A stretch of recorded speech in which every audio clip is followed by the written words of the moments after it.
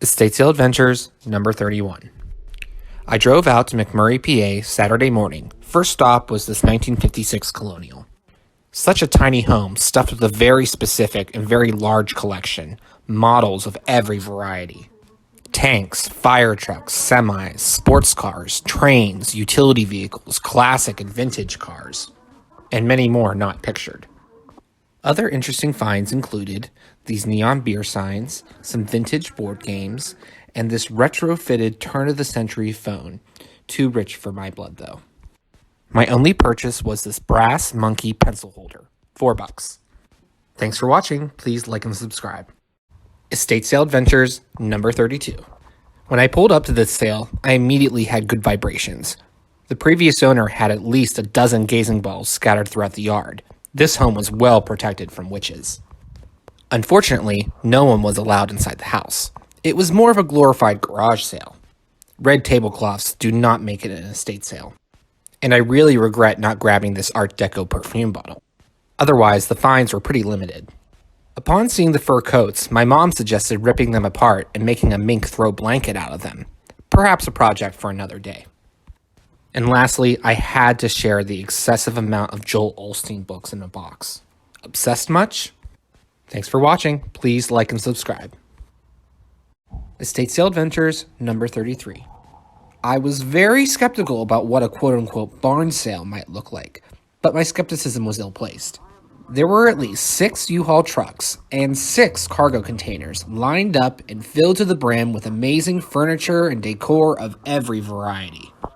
To be honest, it was a little overwhelming, and the guy running the sale was practically giving the stuff away.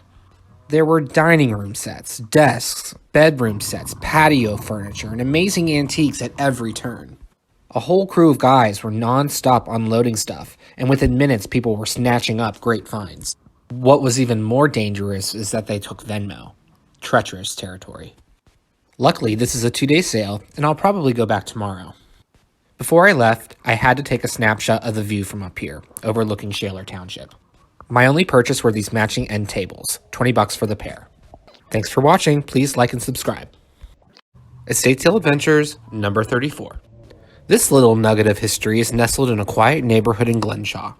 Built in 1880, this homestead farmhouse was immaculately maintained.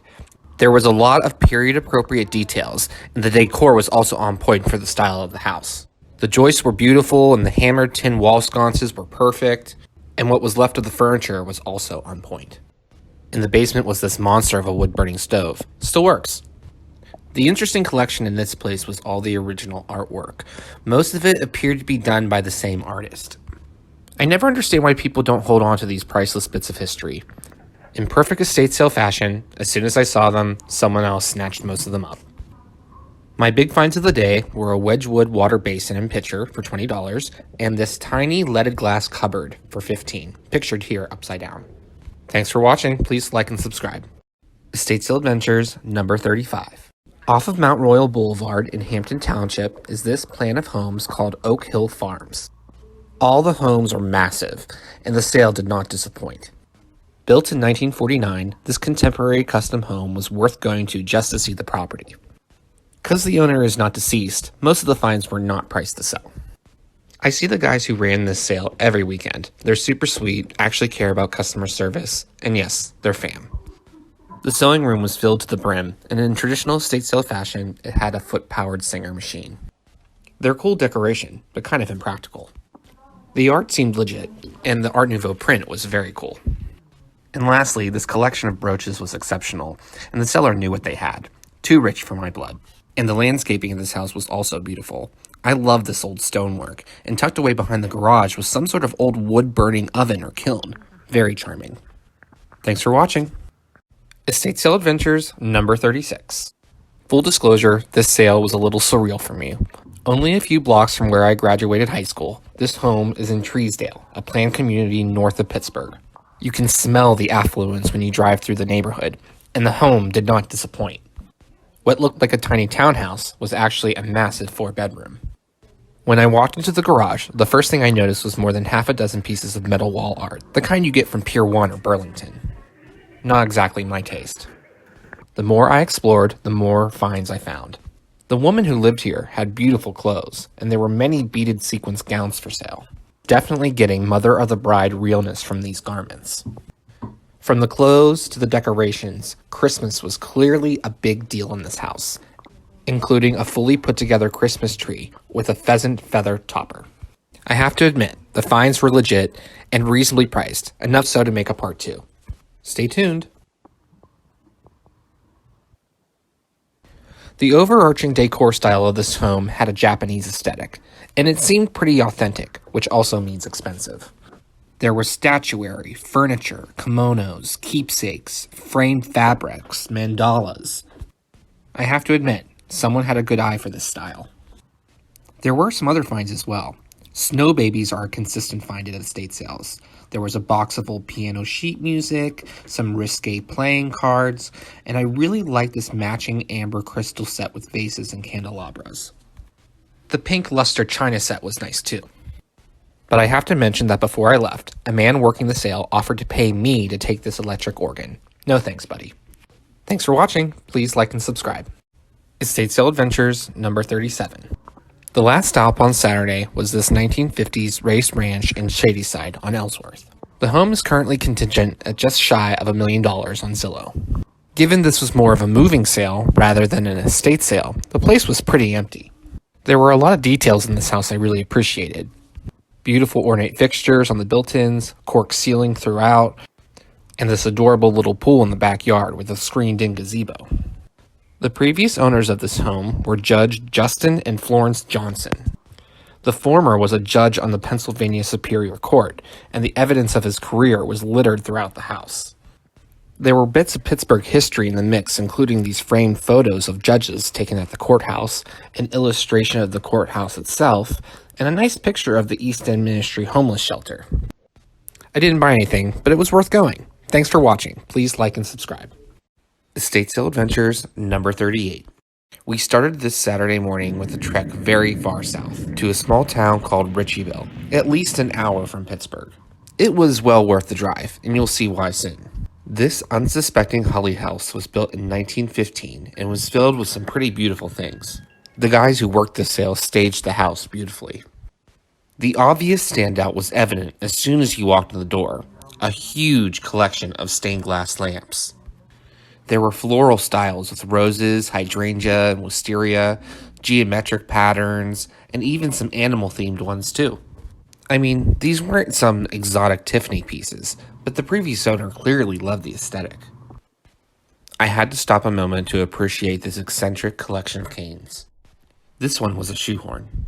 I do think that the collection of porcelain, china, dishware, and glass pieces were also pretty good quality.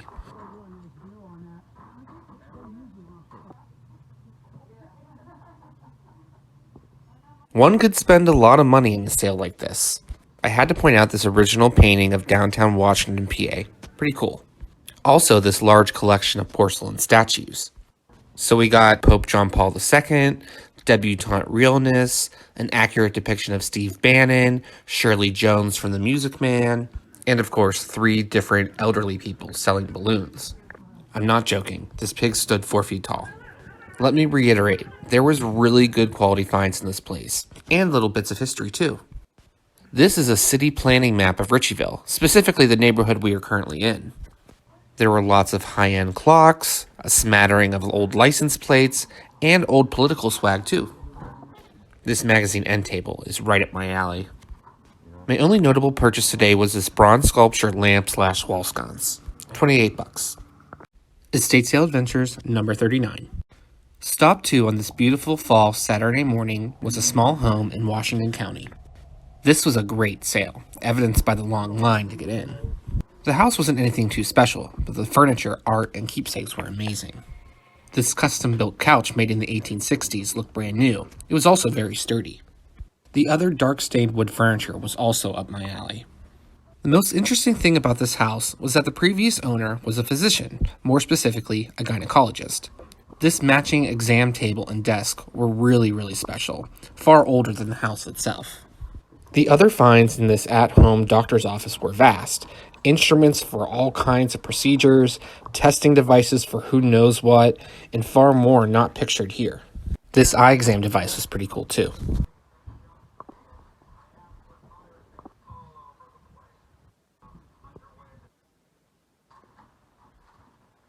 The furniture here was legit. Dark stained wood, brass fixtures, beautiful inlays, all up my alley. In the basement, there was a small collection of newspapers from the 1970s, mostly around the bicentennial. Simpler times, I suppose.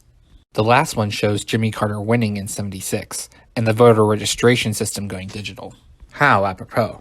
The art was also pretty diverse. Original portraits, prints of Jesus, and this black and white illustrated photograph was really eye-catching.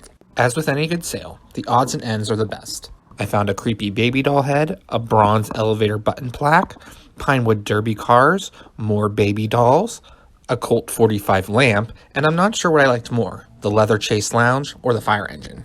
This sale was amazing, and I hope you enjoyed it too. Please like and subscribe. Estate Sale Adventures, number 40. This picturesque 1972 colonial in Bethel Park was done by one of my favorite estate sailors. The house was pretty empty, but still a lot to choose from. There were plenty of retro-style finds, and certain rooms were like time capsules with the decor. And if you need proof, just look at this bathroom sink. My aunt collects pigs, but this was a little excessive. And I absolutely loved this mirror. But by far, one of the strangest finds I've ever come across was this baking pan full of nail clippers, with an adjacent set of dentures. Thanks for watching. Please like and subscribe.